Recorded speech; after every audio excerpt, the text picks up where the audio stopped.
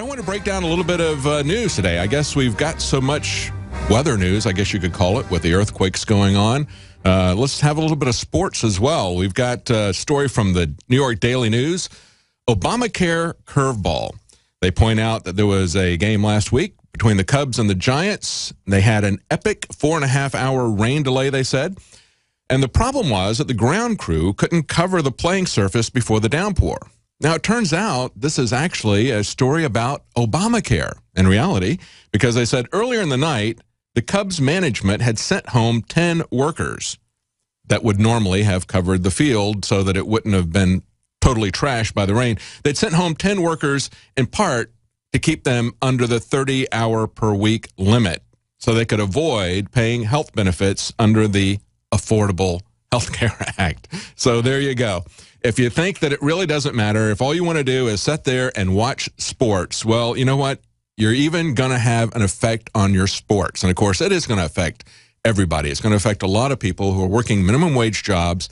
Many of these people, rabid Obama supporters, are going to find that they now have to work 2 jobs because they can't get more than 30 hours from their employer. That's just one of the adverse effects of Obamacare. Of course, the worst part of it, in my opinion, is the idea that we've got a president who can essentially, by executive order, or a government can go in and make you buy things. Now we've got Obama talking about using executive orders to push through his amnesty for illegal aliens, threatening to do that while the Congress is on vacation. Now, I want to give you this news because we're talking about earthquakes. We're talking about the fact that people in San Francisco only got a 10-second warning about that. We want you to understand that it's a possibility that it could happen even on the East Coast, and you need to take some preparations because 10 seconds isn't going to allow you to do anything in terms of preparing in case the infrastructure goes down. But we also want to warn you here at InfoWars about other things that are going to immediately affect your health. This story that was up on Friday, came up late on Friday. A common antibiotic is linked to sudden heart deaths in the UK. They said a Dutch study found that people who were taking clarithromycin, I think if I'm pronouncing it correctly, were 76% more likely to die than those who were taking penicillin. And the risk was greater in women who were more than twice as likely to die.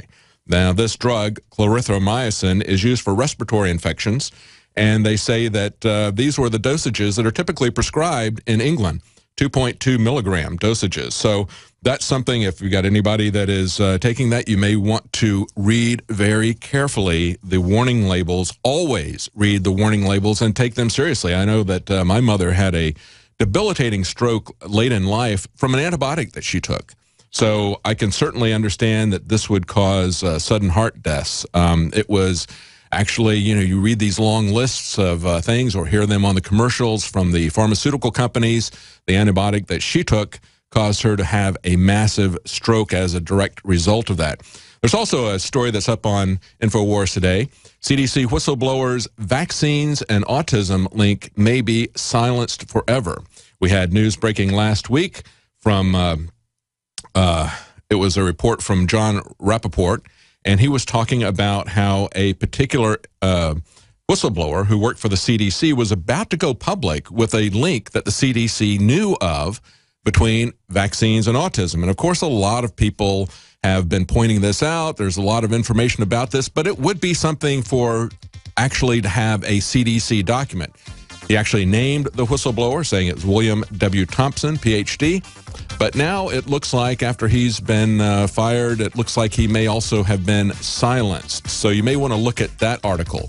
Yet another data point and the link between vaccines and autism. This is Alex Jones for InfoWarsLife.com. The latest in preparedness is now here. An electrically stabilized colloidal silver solution that can be added to both your home cabinet and preparedness pack alike. Concentrated to 30 parts per million in what has been dubbed the survival silver solution. The new InfoWars Life Silver Bullet Colloidal Silver is the answer for you and your family. And it's entirely free of toxic artificial additives that are loaded into many products. The InfoWars Life Silver Bullet Silver is so powerful that it is concentrated into a 2-ounce bottle and is not recommended for extended continual use. This is not a low-grade formula. We are working with one of the top laboratory manufacturers in the United States to bring you the best form of colloidal silver using electrical processes within a base of deionized water for your preparedness storage or your home kitchen. Purchase your bottle of InfoWarsLife.com Silver Bullet Colloidal Silver today and find other amazing supplements at InfoWarsLife.com. We're going to be talking in the third hour to Stan Deyo, and we're going to be talking to him about the recent increase in seismic activity essentially all over the earth. We had a 6.1 earthquake in California yesterday. We had a 6.9 earthquake in Peru. We had Iceland issuing warnings about an imminent volcanic eruption up there. So we're going to talk to him about what's going on with that. And of course, there was a news about the Western drought. They found, researchers at Scripps Institute of Oceanography at the University of California, San Diego, found that they could use GPS data to determine the extent of the drought out west, especially in California. It's reached epic proportions there. They said that when they have water in the ground, on the surface, of course, they can actually measure. That's how sensitive the equipment is now. They can actually measure a difference in the height of the land. And they said that the absence of it then causes the land to rise up. They said on an average 4 millimeters across the western states. They said the Sierra Mountains of California rose over ½ an inch. Now, they pointed out that based on these findings, they say that the team believes that the water loss due to drought out west exceeds 240 trillion liters of water. To give you a perspective as to what that is, because nobody can really kind of imagine that, but they point out it's like covering the western half of the United States, with a layer of water 10 centimeters deep. In other words, about 4 inches. So that's the amount of water that has disappeared, covering the western half of the United States with about 4 inches of water. And so these kinds of fluctuations in the water level are perhaps one of the things that's causing some additional seismic activity. Apparently, when Obama heard about this earthquake yesterday at the golf course, he immediately said that it was not his fault. Actually, it was the West Napa fault. And I guess they're going to rename that now the George W. Bush fault. But we're going to be talking to Stan Deyo in the third hour about what's going on all across the world. Now, of course, there's other types of weather news, and that is the global warming. There was a geoengineering conference just last week in Berlin, and I wanted to get to it last week, but we never were able to get to some of the papers. And I just wanted to mention this one particular paper is all we've really got time for.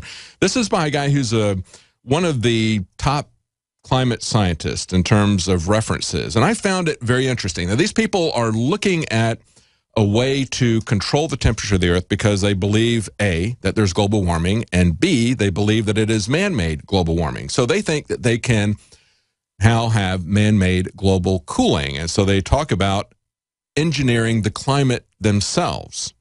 And his article, his presentation that he had at this conference in Berlin said, why we should not engineer a global thermostat. Now, he starts talking about what is being proposed, which is stratospheric aerosol injection, SAI, stratospheric aerosol injection. In other words, what we would call chemtrails, or what some other people have called persistent contrails.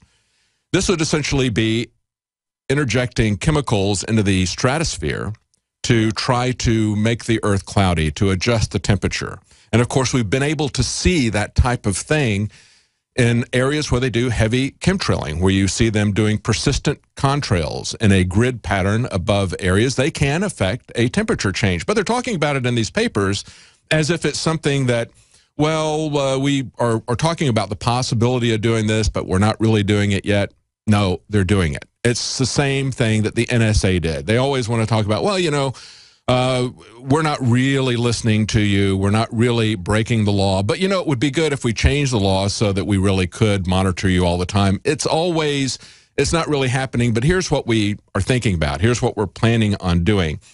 But he points out that the risk of putting in stratospheric aerosol injection, he says, is a triple fantasy. This guy is actually not in favor of it, even though he believes that there's global warming and he believes that it's man-made. He's not in favor of geoengineering. He says it's a triple fantasy, that the risks of changing the climate can be diffused effectively by regulating global temperature. He says, secondly, that the world could ever agree on a level to set the thermostat. And third, that the unintended consequences of such intervention are manageable.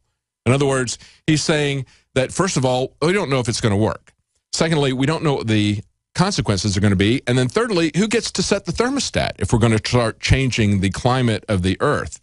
And he points out a couple of interesting analogies. He said, let's look at experiments. He said, we always do experiments are entered into because the outcome is not known. What's going to happen to patients who get a new drug? Are crops going to grow faster after we give them a new fertilizer? He says, we're going to just start doing this, and we're not really going to have a way to test it.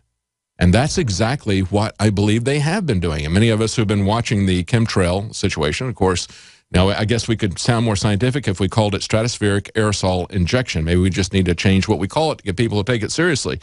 But he concludes and he says, Aldous Huxley's 1932 novel, Brave New World, can be understood as portraying either a too perfectly controlled utopia or a brutal and inhuman dystopia.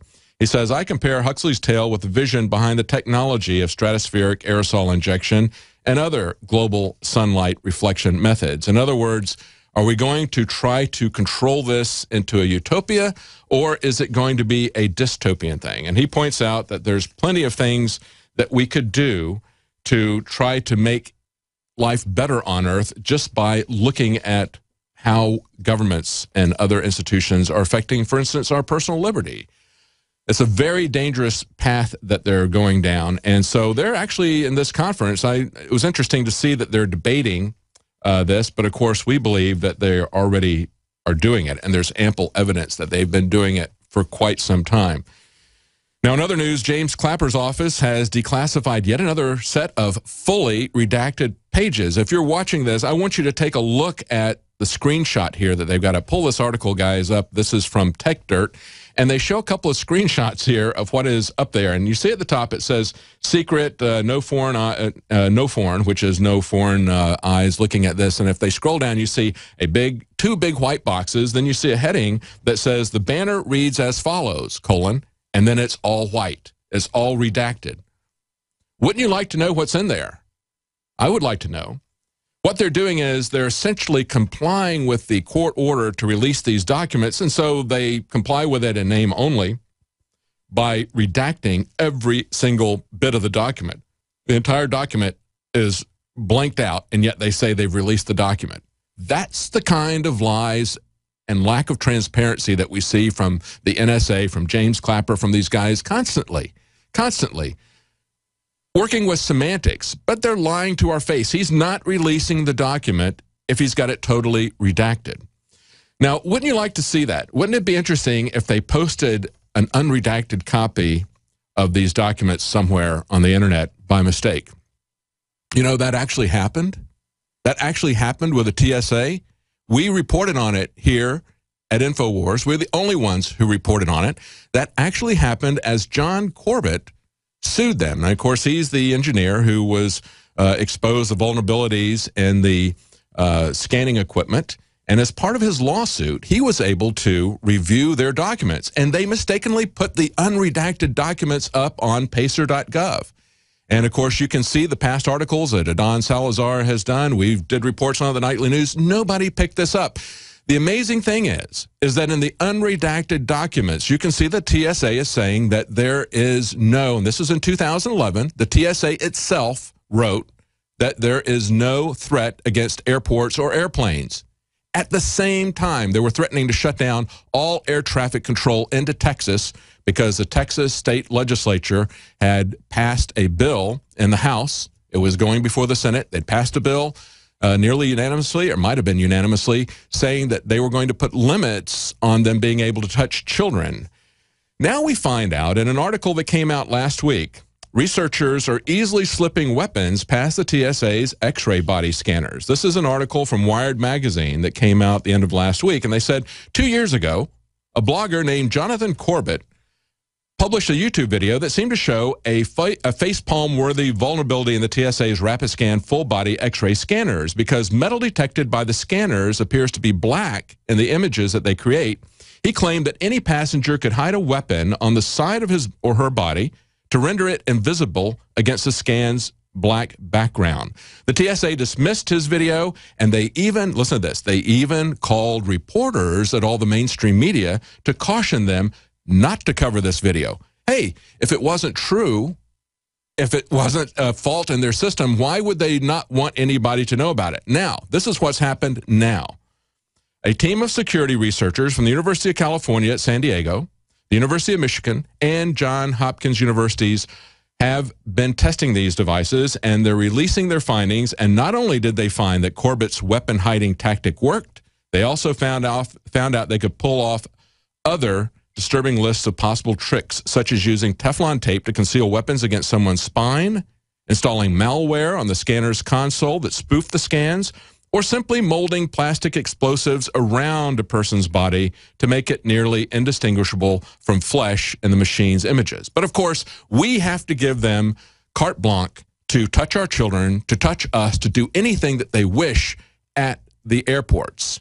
And the security at the airports is no better than the security at our border. They're just harassing us.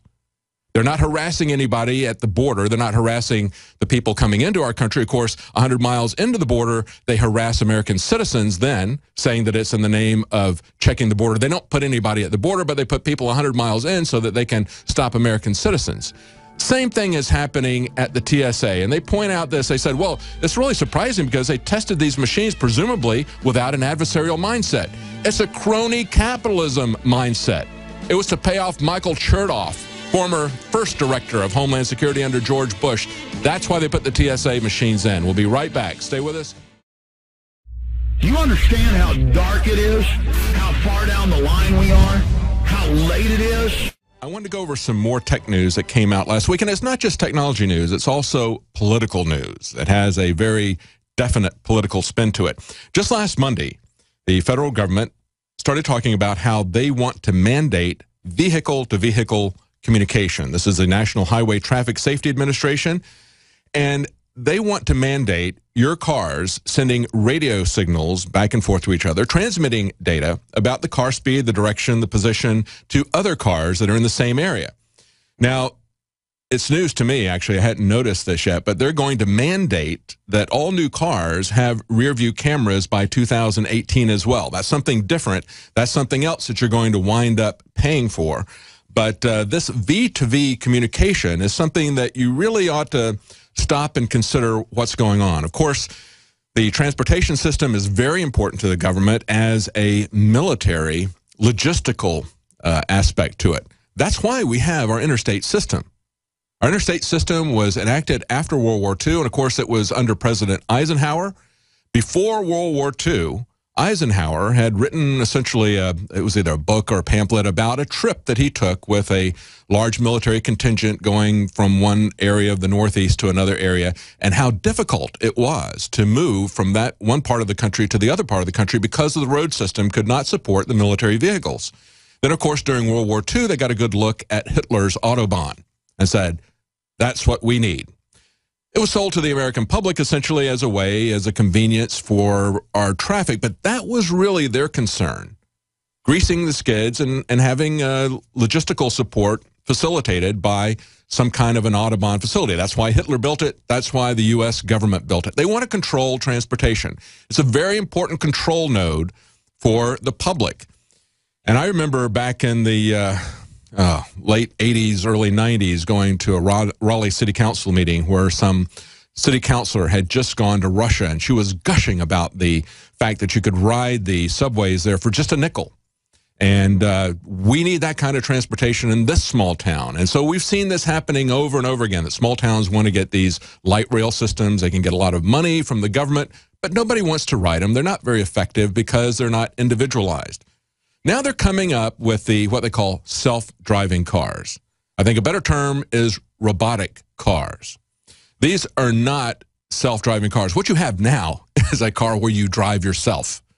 What you're going to have is a car that is controlled by computer software that is reporting back to the government. And one of the aspects that they're going to have with these cars is when they interact with each other, trying to correct accident situations. And what's going to happen initially is you're going to have some computer-driven cars, and it's coming very quickly.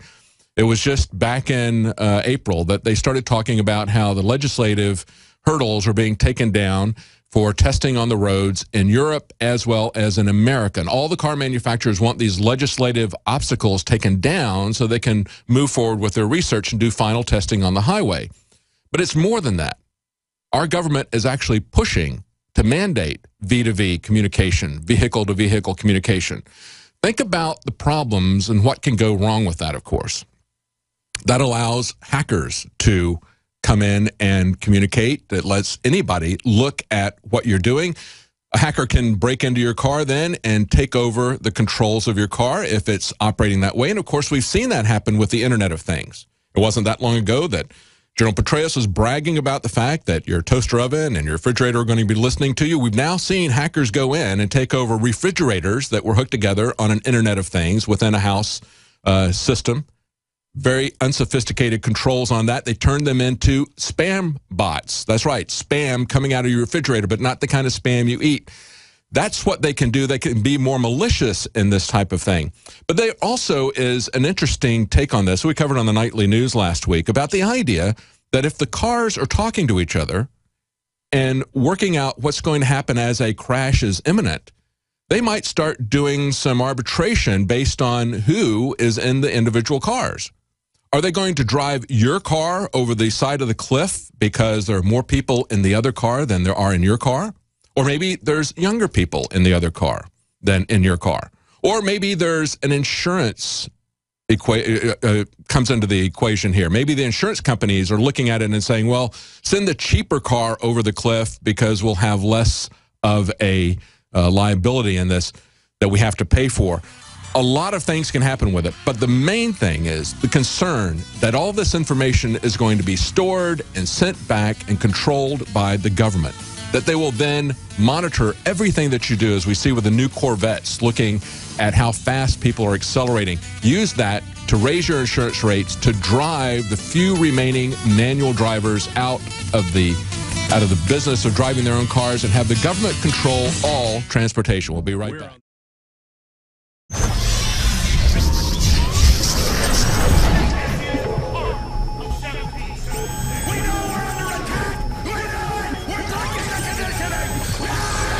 Alex Jones here for Infowars.com.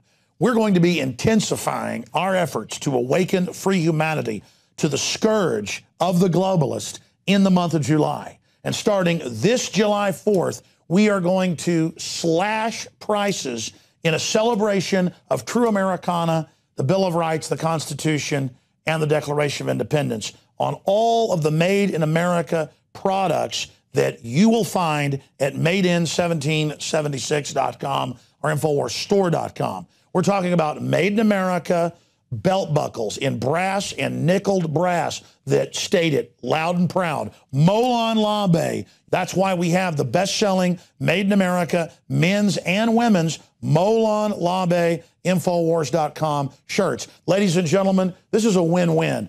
You vote with your dollars. You support the most hardcore organization out there for promoting true ideas of libertarianism, constitutionalism, basic human empowerment. But more importantly, you get T-shirts and belt buckles so you can meet like-minded people. So you have a conversation starter with friends and family and coworkers. We are reaching out to each other.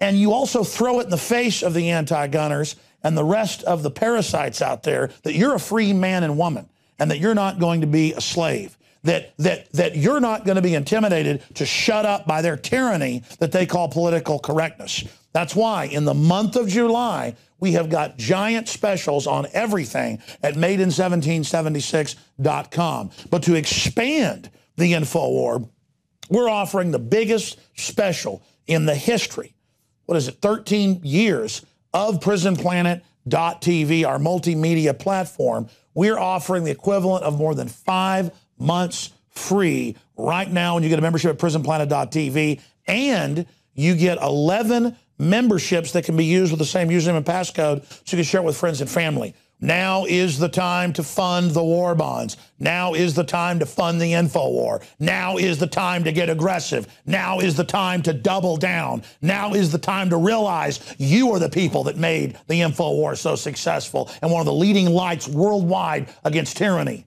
You don't stand behind us, you stand right beside us, and I salute all of you on this July 4th, 2014, and going forward in the month of July and onward. This is about freedom worldwide and that desire for human dignity and self-determination that beats in the human breast. We are brothers and sisters together in the true spirit of liberty and the animating contest of liberty. And so I quote in closing the great Thomas Jefferson that I have sworn on the altar of God resistance against every form of tyranny. And never forget, if you are watching or listening to this transmission, you are the resistance.